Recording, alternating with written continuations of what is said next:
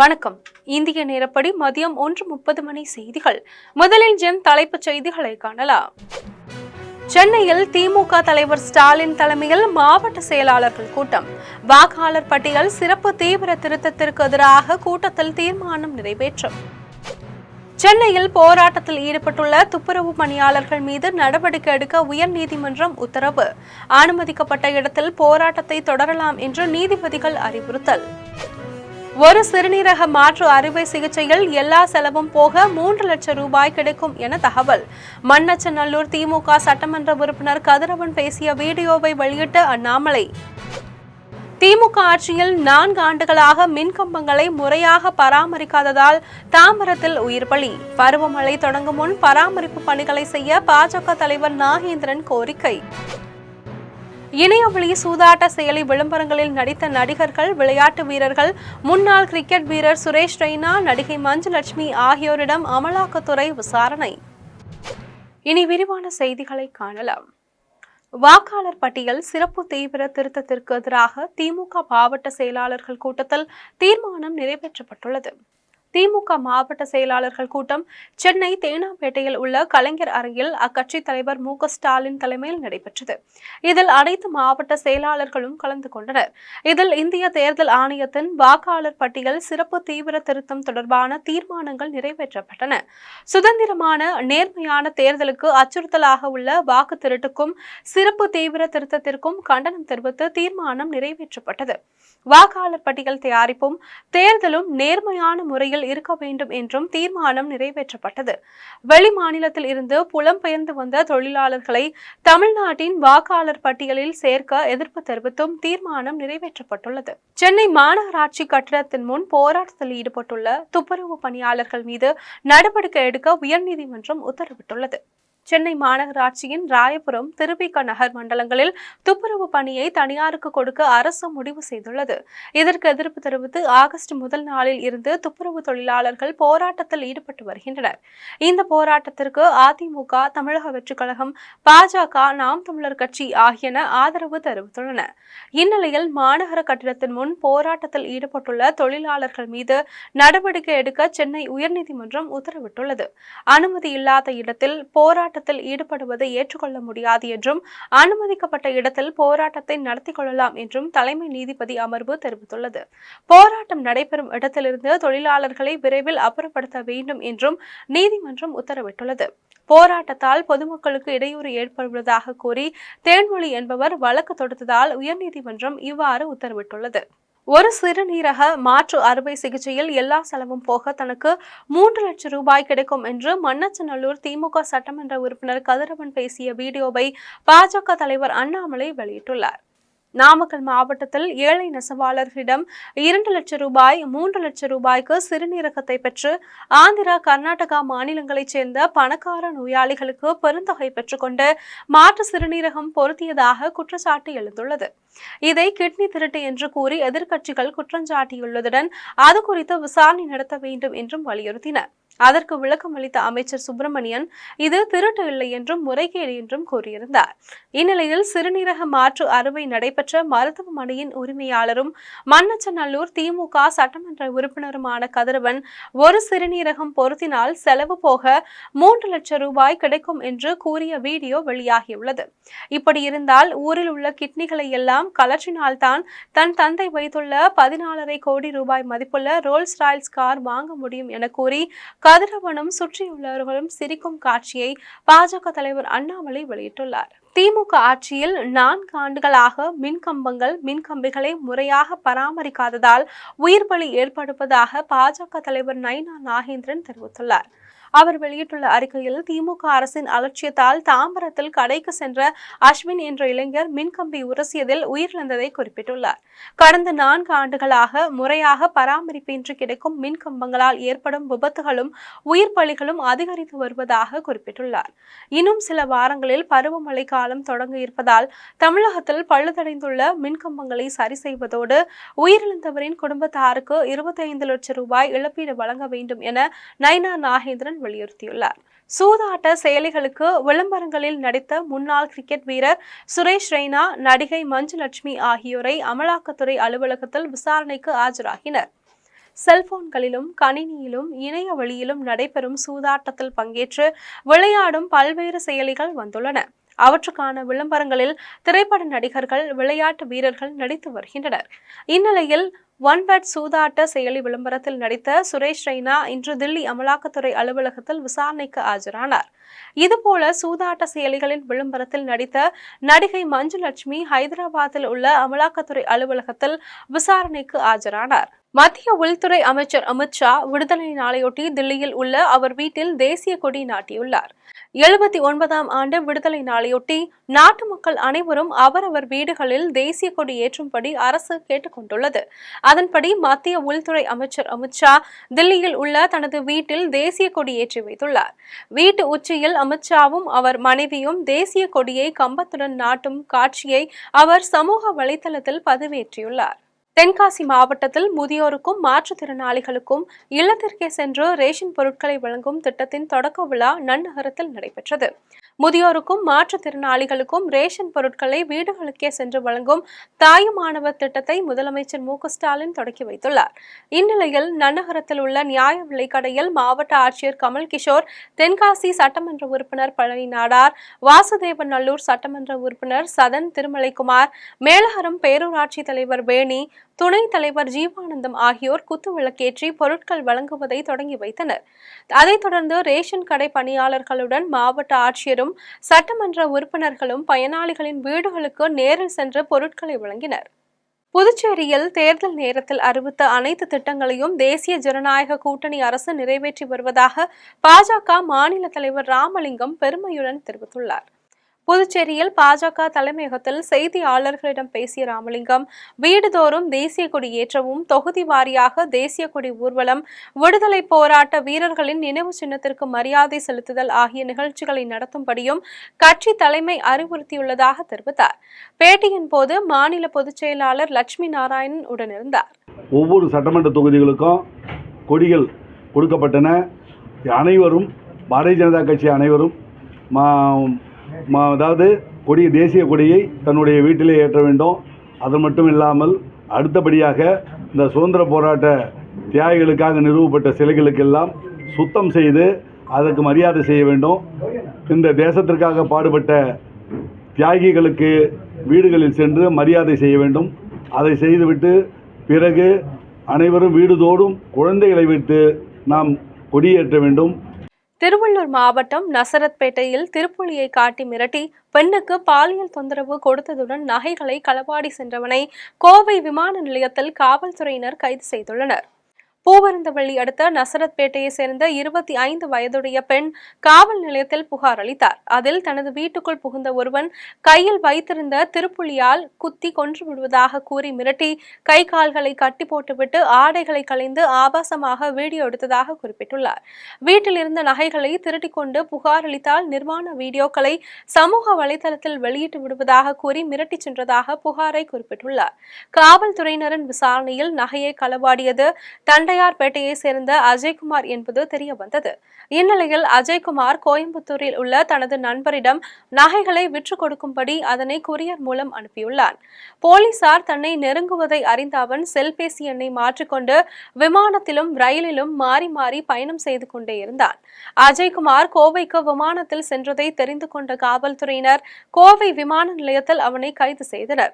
அஜய்குமார் மீது பெண் வன்கொடுமை, கொலை மிரட்டல், திருட்டு, பாலியல் சீண்டல் உள்ளிட்ட 10க்கும் மேற்பட்ட பிரிவுகளில் வழக்கு பதிவு செய்தனர்.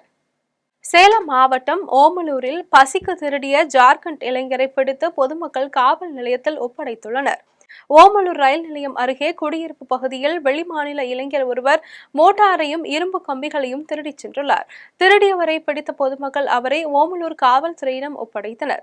காவல்துறையினர் விசாரித்ததில் ஜார்க்கண்ட் மாநிலத்தைச் சேர்ந்த அந்த இளைஞர் தர்மபுரியில் குடும்பத்துடன் தங்கி தனியார் நிறுவனத்தில் வேலை செய்து வந்ததாக தெரிய வந்தது. தர்மபுரியில் ரயில் ஏறி தவறுதலாக ஓமலூர் ரயில் நிலையத்தில் இறங்கி பசியின் கொடுமையால் இரும்பு கம்பிகளை திருடி விற்று சாப்பிட சென்றது தெரிந்தது. இதை அறிந்த மக்கள் அவருக்கு உணவுக்கான தொகையை கொடுத்து அவரை மன்னித்து தர்மபுரியில் வேலை செய்து வரும் அவரது உறவினரிடம் அனுப்பி வைத்தனர். வட மாநில இளைஞர்களால் அவ்வப்போது பெண்கள் பாதிக்கப்படுவதும் திருட்டுகள் நடப்பதும் தங்களுக்கு அச்சத்தை ஏற்படுத்தியதால் அவரை பிடித்து காவல்துறையினரிடம் ஒப்படைத்ததாக இளைஞர்கள் தெரிவித்தனர்.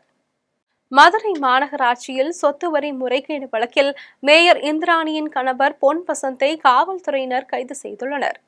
மதுரை மாநகராட்சியில் நடந்த 150 கோடி ரூபாய் சொத்து வரி முறைகேடு குறித்து முதலமைச்சர் மு.க.ஸ்டாலின் உத்தரவின் பேரில் ஆளுங்கட்சியை சேர்ந்த 5 மண்டல தலைவர்கள், 2 நிலைக்குழு தலைவர்கள் பதவி விலகினர். இது தொடர்பாக ஓய்வு பெற்ற உதவி ஆணையர் உட்பட 12 பேர் கைது செய்யப்பட்டனர். பில் கலெக்டர்கள் உட்பட 19 பேர் தற்காலிக பணி நீக்கம் செய்யப்பட்டனர். இந்த வழக்கில் மேயர் இந்திராணியின் கணவர் பொன் வசந்தை காவல்துறையினர் கைது செய்துள்ளனர். சொத்து வரி முறைகேடு தொடர்பாக ஏற்கனவே 13 பேரை கைது செய்துள்ள நிலையில் மேயரின் கணவர் பொன் வசந்தையும் கைது செய்த மதுரை காவல்துறை துணை கண்காணிப்பாளர் அபினவ்குமார் தலைமையிலான குழு விசாரணை நடத்தி வருகின்றனர். புதுச்சேரி மாநிலத்தில் உள்ள பல்வேறு மதுபான கடைகளில் கலால் வரித்துறை அதிகாரிகள் சோதனையில் ஈடுபட்டனர். புதுச்சேரி மாநிலத்தில் உள்ள 30க்கும் மேற்பட்ட மதுபான கடைகளில் வட்டாட்சியர் செல்லமுத்து தலைமையில் கலால் வரித்துறை அதிகாரிகளும் காவல்துறையினரும் அதிரடி சோதனையில் ஈடுபட்டனர். மது பாட்டில்கள் அதிக விலையில் விற்பனை செய்யப்படுகிறதா, காலாவதியான மது பாட்டில்கள் விற்பனை செய்யப்படுகிறதா என்று அதிகாரிகள் சோதனை செய்தனர். அனுமதிக்கப்பட்ட நேரத்திற்கும் மேல் அதிக நேரம் செயல்பட்ட மதுபான கடைகளை கலால் வரித்துறை அதிகாரிகள் சீல் வைத்தனர். தென்காசியில் சாதி வன்கொடுமைக்கு எதிராக விடுதலை சிறுத்தைகள் கட்சியினர் ஆர்ப்பாட்டத்தில் ஈடுபட்டனர். பாளையங்கோட்டையில் மாற்று சாதி பெண்ணை காதலித்த மின் பொறியாளர் கவின் கொல்லப்பட்டார். இதை கண்டித்து தென்காசி புதிய பேருந்து நிலையம் அருகில் விடுதலை சிறுத்தைகள் கட்சி சார்பில் மாவட்ட செயலாளர் செல்வம் தலைமையில் ஆர்ப்பாட்டம் நடைபெற்றது. இந்த ஆர்ப்பாட்டத்தில் சாதிய வன்முறையை தடுக்க தனிச்சட்டம் இயற்றிட வேண்டும் என மத்திய மாநில அரசுகளை வலியுறுத்தி முழக்கமிட்டனர். இதில் விடுதலை சிறுத்தைகள் சார்பில் பெண்கள் உட்பட 50க்கும் மேற்பட்டோர் கலந்து கொண்டனர்.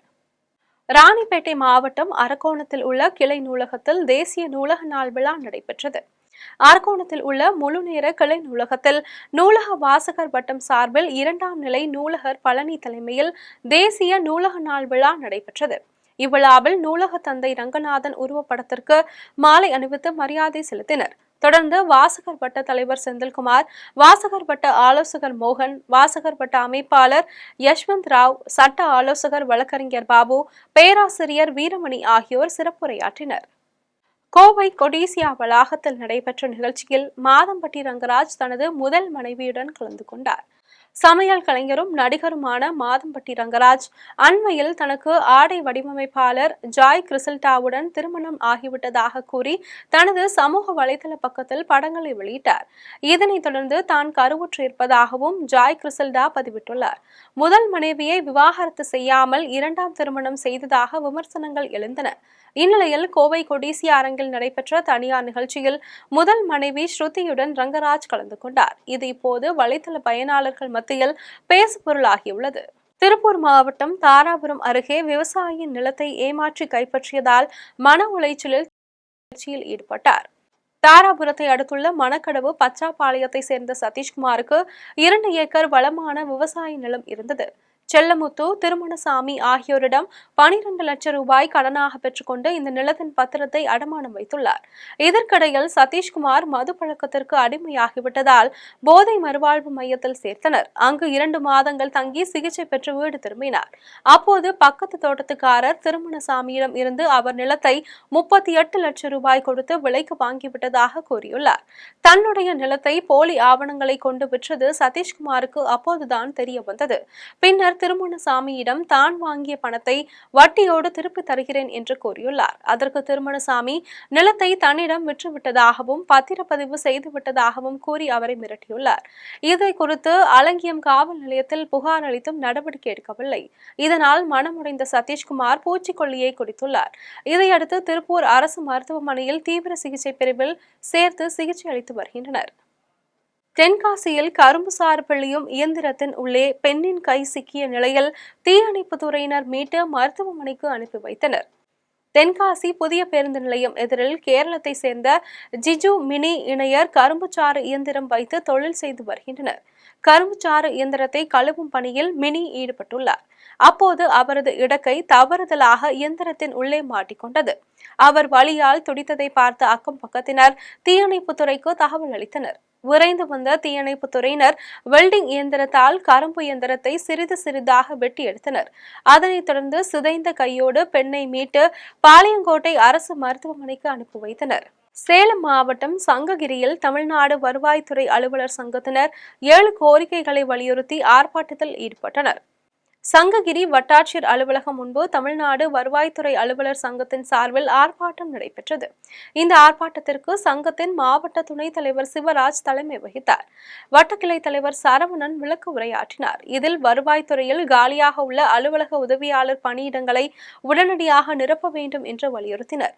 சான்றிதழ் வழங்கும் பணிகள் மற்றும் அரசு சிறப்பு திட்டங்களை செயல்படுத்தி சிறப்பு துணை வட்டாட்சியர் பணியிடம் ஏற்படுத்த வேண்டும் என்றும் வலியுறுத்தி முழக்கமிட்டனர்.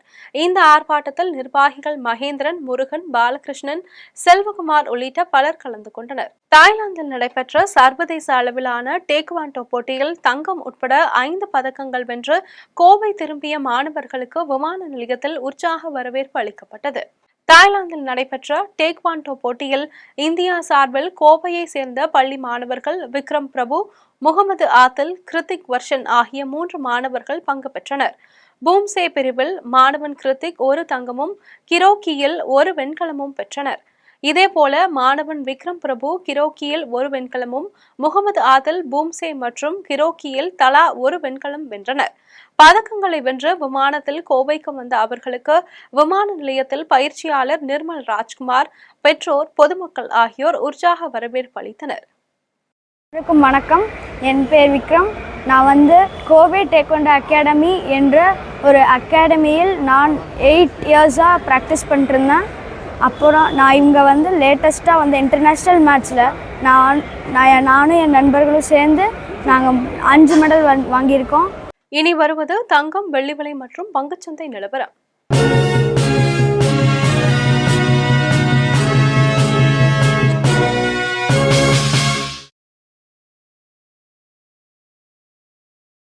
சென்னையில் ஆபரண தங்கத்தின் விலை இன்று 1 சவரன் 74,320 ரூபாய்க்கு விற்பனை செய்யப்படுகிறது. சென்னையில் இன்று ஆபரண தங்கத்தின் விலை கிராமுக்கு 5 ரூபாய் குறைந்து 9,290 ரூபாய்க்கு விற்பனை செய்யப்படுகிறது. மேலும் 1 சவரன் 40 ரூபாய் குறைந்து 74,320 ரூபாய்க்கு விற்பனை செய்யப்படுகிறது. 24 கேரட் தூய தங்கம் 1 சவரன் 81,080 ரூபாய்க்கு விற்பனை செய்யப்படுகிறது. மேலும் 1 கிராம் வெள்ளி 125 ரூபாய்க்கும் 1 கிலோ வெள்ளி 1,25,000 ரூபாய்க்கும் விற்பனை செய்யப்படுகிறது. மும்பை பங்குச்சந்தையில் வணிகம் இன்று உயர்வுடன் காணப்படுகிறது. மும்பை பங்குச்சந்தை பங்கு விலை குறியீட்டு எண் சென்செக்ஸ் 194 புள்ளிகள் அதிகரித்து 80,430 புள்ளிகளில் வணிகமாகிறது. தேசிய பங்குச்சந்தை பங்கு விலை குறியீட்டு எண் நிப்டி 101 புள்ளிகள் அதிகரித்து 24,588 புள்ளிகளில் வணிகமாகிறது. மீண்டும் ஜெம் தலைப்புச் செய்திகள். சென்னையில் திமுக தலைவர் ஸ்டாலின் தலைமையில் மாவட்ட செயலாளர்கள் கூட்டம். வாக்காளர் பட்டியல் சிறப்பு தீவிர திருத்தத்திற்கு எதிராக கூட்டத்தில் தீர்மானம் நிறைவேற்றும். சென்னையில் போராட்டத்தில் ஈடுபட்டுள்ள துப்புரவு பணியாளர்கள் மீது நடவடிக்கை எடுக்க உயர்நீதிமன்றம் உத்தரவு. அனுமதிக்கப்பட்ட இடத்தில் போராட்டத்தை தொடரலாம் என்று நீதிபதிகள் அறிவுறுத்தல். ஒரு சிறுநீரக மாற்று அறுவை சிகிச்சையில் எல்லா செலவும் போக 3 லட்சம் ரூபாய் கிடைக்கும் என தகவல். மண்ணச்சநல்லூர் திமுக சட்டமன்ற உறுப்பினர் கதிரவன் பேசிய வீடியோவை வெளியிட்ட அண்ணாமலை. திமுக ஆட்சியில் 4 ஆண்டுகளாக மின்கம்பங்களை முறையாக பராமரிக்காததால் தாம்பரத்தில் உயிர் பலி. பருவமழை தொடங்கும் முன் பராமரிப்பு பணிகளை செய்ய பாஜக தலைவர் நாகேந்திரன் கோரிக்கை. இணையவழி சூதாட்ட செயலி விளம்பரங்களில் நடித்த நடிகர்கள், விளையாட்டு வீரர்கள், முன்னாள் கிரிக்கெட் வீரர் சுரேஷ் ரெய்னா, நடிகை மஞ்சுலட்சுமி ஆகியோரிடம் அமலாக்கத்துறை விசாரணை. இத்துடன் ஜெம் செய்திகள் நிறைவடைகின்றன. மீண்டும் ஜெம் செய்திகள் மாலை 6 மணிக்கு. உடனுக்குடன் செய்திகளை காண gemlive.tv என்ற இணையதளத்தில் இணைந்திருங்கள். நன்றி, வணக்கம்.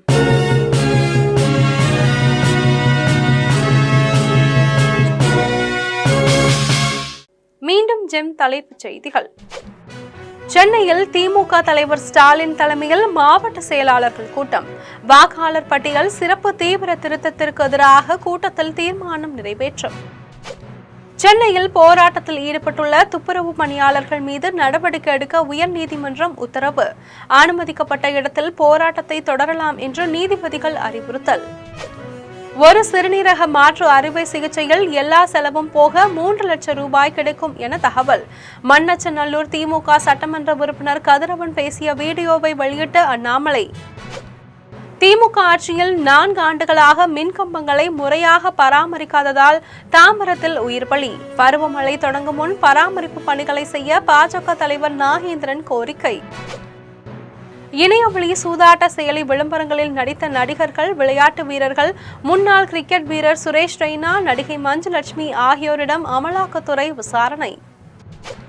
இத்துடன் ஜெம் செய்திகள் நிறைவடைகின்றன. மீண்டும் ஜெம் செய்திகள் மாலை 6 மணிக்கு. உடனுக்குடன் செய்திகளை காண gemlive.tv என்ற இணையதளத்தில் இணைந்திருங்கள். நன்றி, வணக்கம்.